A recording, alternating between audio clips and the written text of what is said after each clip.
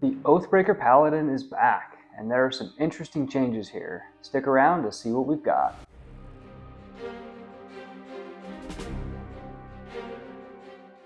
Hello everyone, and welcome to Arcana Indexed. Here, each week, we are taking a deep dive into one piece of Unearthed Arcana released for Dungeons & Dragons 5.5.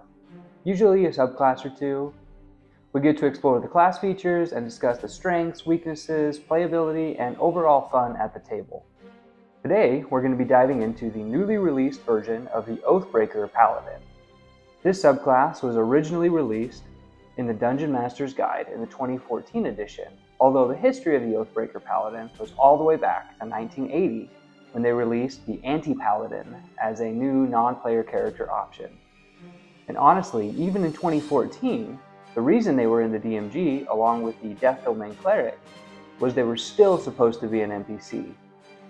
Under the Villainous class options, it specifically says, you can use the rules in the player's handbook to create NPCs with classes and levels, the same way you create player characters. The class options below let you create two specific villainous archetypes, the Evil High Priest and the Evil Knight or Anti-Paladin. It does go on to say that a player can use these options with the DM's permission, but they were fully intended to be used as NPCs, not player character options.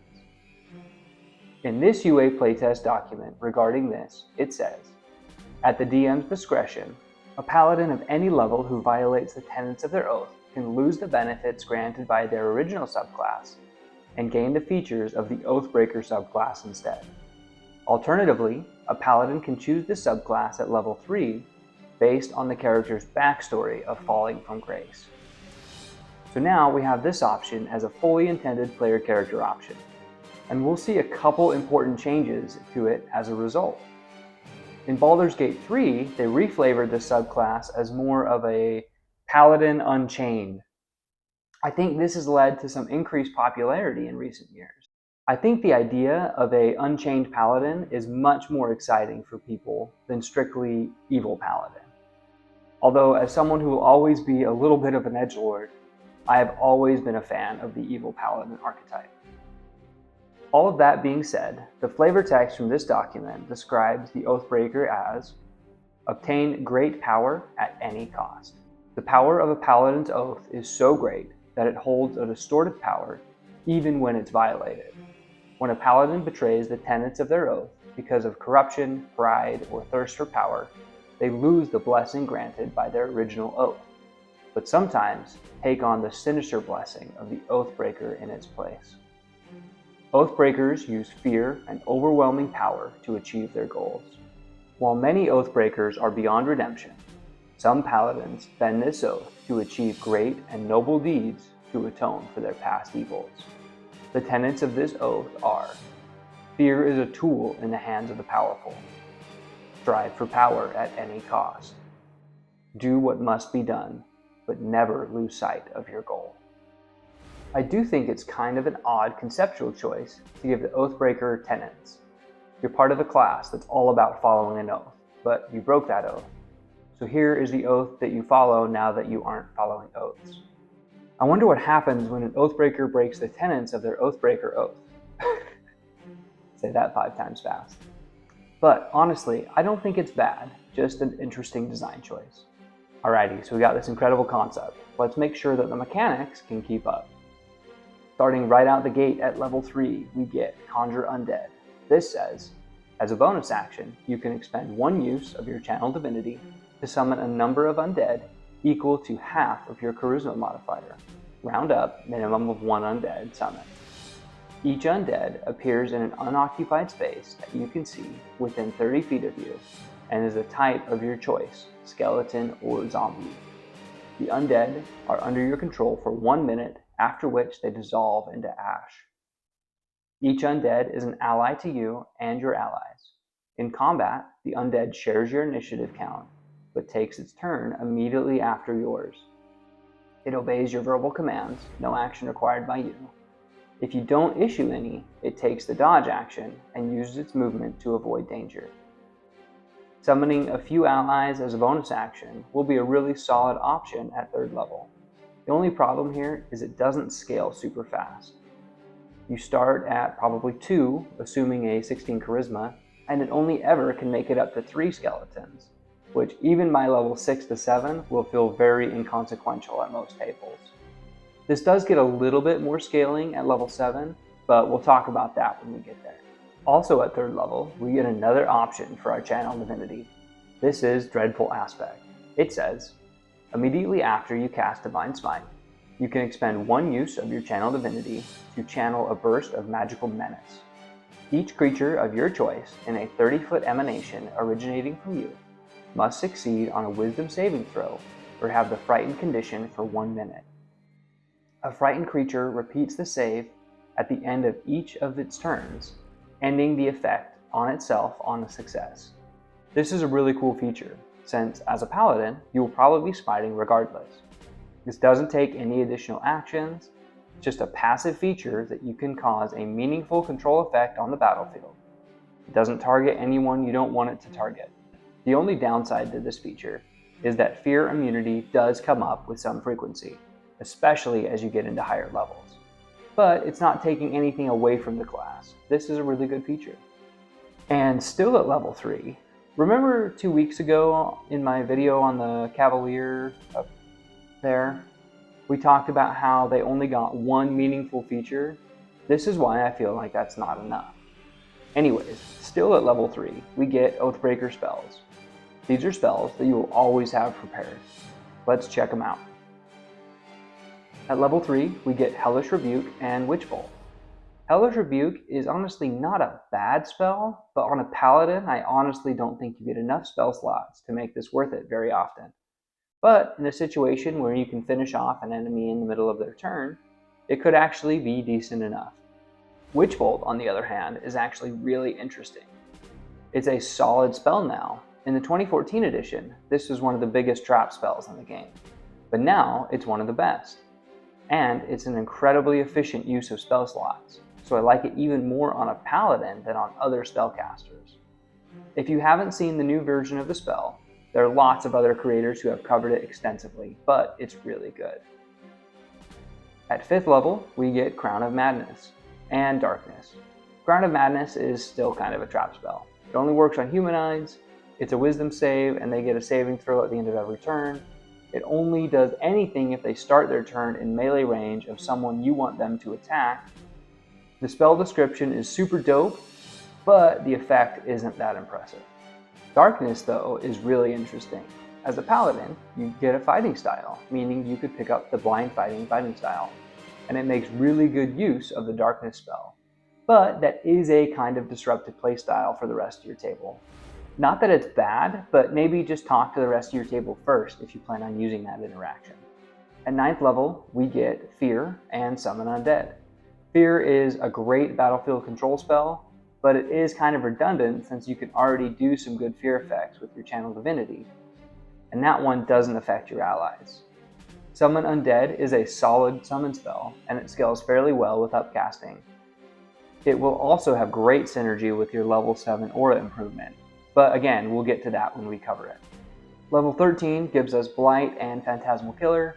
Both are not my favorite spells. 4th level or above, straight single target damage spells almost never feel like they're as impactful as we want from that high of a resource, especially on a paladin who has limited spellcasting. At 17th level, we get Contagion and Steel Wind Strike.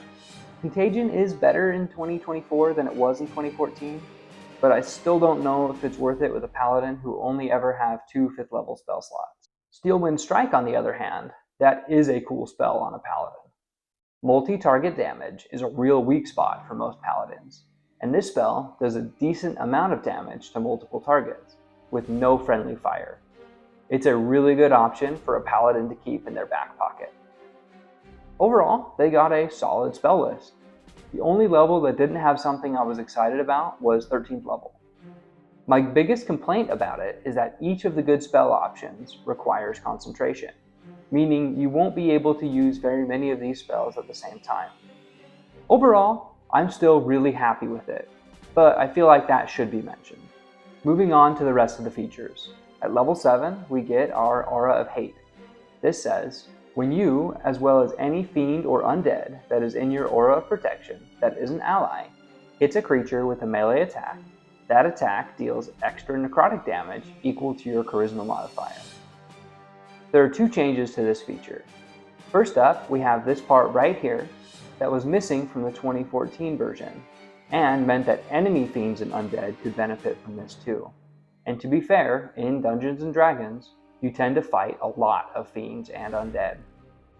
I know some people said this was kind of the balance for that feature, but I'm glad it's gone. The other change is that it now does necrotic damage instead of just additional weapon damage. Overall, this has always been a great feature, and it's better than it's ever been. Level 15, we get Supernatural Resistance, which just says you get resistance to bludgeoning, piercing, and slashing damage. This is a great feature. However, I will say, in the 2024 Monster Manual, monsters do significantly more of other damage types than ever before. So it's still good, but probably not as absolutely amazing as it would have been. For those that don't know, all paladins get their subclass capstone at level 20, and it's a once per day transformation. Since as a community, we generally don't see a lot of 20th level play, I generally don't consider the 20th level features as a huge part of the power level of a subclass. That being said, this is a banger feature. And if you ever play an Oathbreaker, I really hope you get to use this. It says, as a bonus action, you can imbue your aura of protection with Unholy Gloom, granting the benefits below for 10 minutes or until you end them, no action required. Once you use this feature, you can't use it again unless you finish a long rest. You can also restore your use of it by expending a 5th level spell slot, no action required. Darkness. Magical darkness fills your aura of protection. You and your allies in your aura of protection can see within this magical darkness. Fear. When a creature with the frightened condition starts its turn in your aura of protection, that creature takes 4d10 psychic damage. Shadow Strike. As a bonus action, you can make a melee spell attack, shaping the gloom exuding from you into a blade that targets one creature in your aura of protection. On a hit, the attack deals necrotic damage equal to your charisma modifier. Let's take that one piece at a time, because this is a really amazing feature, but it's probably not the automatic combat winner it might look like at first glance. First up, the 10-minute duration is really cool. It means that often you may be able to get it up before combat starts, and that's a really solid. Next, magical darkness is kind of a strange thing to say, because technically magical darkness doesn't actually change how it interacts with regular dark vision. The 2nd level darkness spell specifically says that regular dark vision can't see through it. This doesn't say that, so as a player, talk to your DM to see how they will rule this interaction. The other thing here, once you get to 20th level, a lot of monsters have True Sight, Blind Sight, Tremor Sense, or something that will allow them to see in these conditions. The Fear aura is also cool, but again, at this level, Fear immunity is pretty common. But the 4d10 psychic damage will definitely be relevant, especially against minions. And with your Channel Divinity feature, at least on 3 of your turns, you can smite and cause fear effects. The Shadow Strike ability is very cool, but with Divine Smite taking a bonus action now, I don't know how often I'd be using Shadow Strike as opposed to Divine Smite. I don't want to make this ability sound not cool. It is. Honestly, I just don't want people to see this ability and think that the subclass is too overpowered. It's really, really cool, but it's not broken. Overall, this subclass is very well done. It's not a huge change from the 2014 version, but it's a good bit cleaner, and in my opinion, it will be more fun at your table. Also, 10 subclasses in now, and having covered this entire document, not to mention the Scion and the Psionic spells and all of that, I would like to talk for a second about the general direction of the game. I've actually been really impressed with the game designers. Toward the end of the 2014 edition, with things like the Scribe's Wizard, the Twilight and Peace Clerics, Silvery Barbs, and honestly a lot of the things that came out in Tasha's Cauldron of Everything, we were seeing a lot of power creep. With these updated classes, I don't think any of these are significantly different in power level than we have seen from the Player's Handbook or the Heroes of Faerun book that just came out.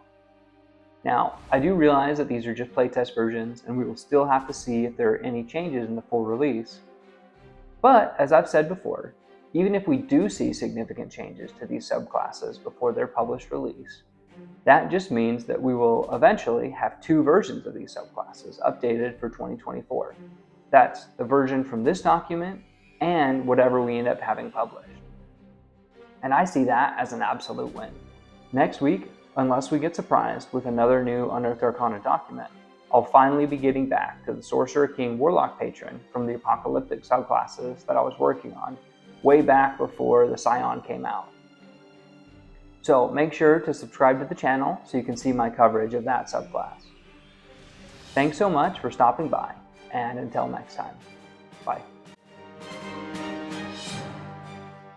Today, we're going to be diving into the newly released version of the Oathbreaker. Brandon Sanderson, Oathbringer. Start over. Oh yeah, cool new ring. I like it. I think the idea of a... Ooh. That's a word? I wonder what happens when an Oathbreaker breaks the tenets of their Oathbreaker. Ooh. Well, proves my point, I guess.